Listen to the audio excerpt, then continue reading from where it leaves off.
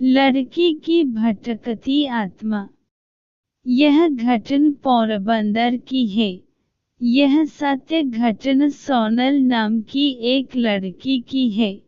सोनल एक मध्यम वर्गीय परिवार में जन्मी और पली बढ़ी।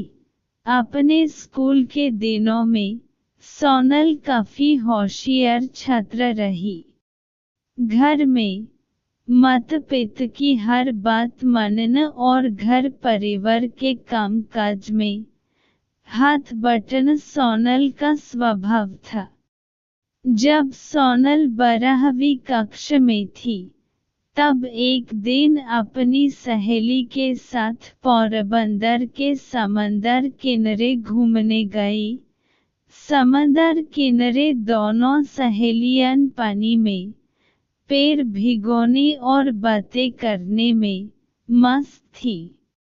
तभी अचानक समंदर की ओर से तेज हवा का झोंका सोनल की ओर आया और पलक झपकते ही वह हवा का झोंका जैसे उसके शरीर से आर पार होकर गुजर गया।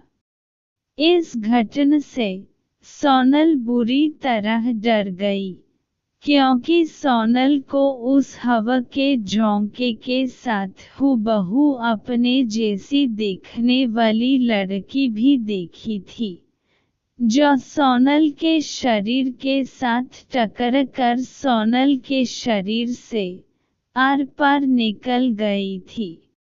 उस वाकये के बाद सोनल की जिंदगी ही बदल गई। खाते पीते, सोते जगते, दिन रात, सुबह शाम, सोनल को वह लड़की नजर आने लगी। अपने जैसी दिखने वाली लड़की को देखकर सोनल खूब घबरा जाती, रोने लगती और कई बार डर के मारे बीमार भी पड़ जाती। परिवार ने सोनल की तकलीफ दूर करने के लिए लाख जतन किए। पूजपाठ, हवन, दान धर्म और अन्य कई सारे इलाज किए, पर कोई मरहम सोनल के काम न आ सका। हद तो तब हो गई जब सोनल अपने कॉलेज की पढ़ाई कर रही थी। शहर के कॉलेज के प्रोफेसर ऐसे कमेंट पास करने लगे थे कि यह तो उसकी हूबहू कॉपी है, और सोनल को देखकर ऐसे अचंभित होने लगते कि जैसे पुराने पाप सामने आने पर कोई पापी अचंभित हो जाता हो। ऐसा कहा जाता है कि आज से 35 से 40 तक साल पहले उसी कॉलेज में एक लड़की पढ़ती थी और वह अचानक गायब हो गई थी।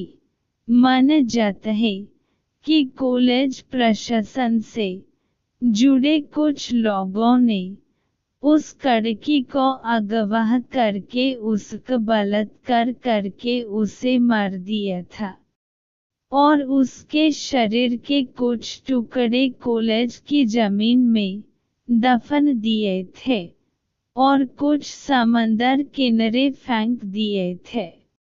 उसी लड़की की आत्मा सोनल को दिखती रहती है और अपने लिए इंसाफ चाहती है।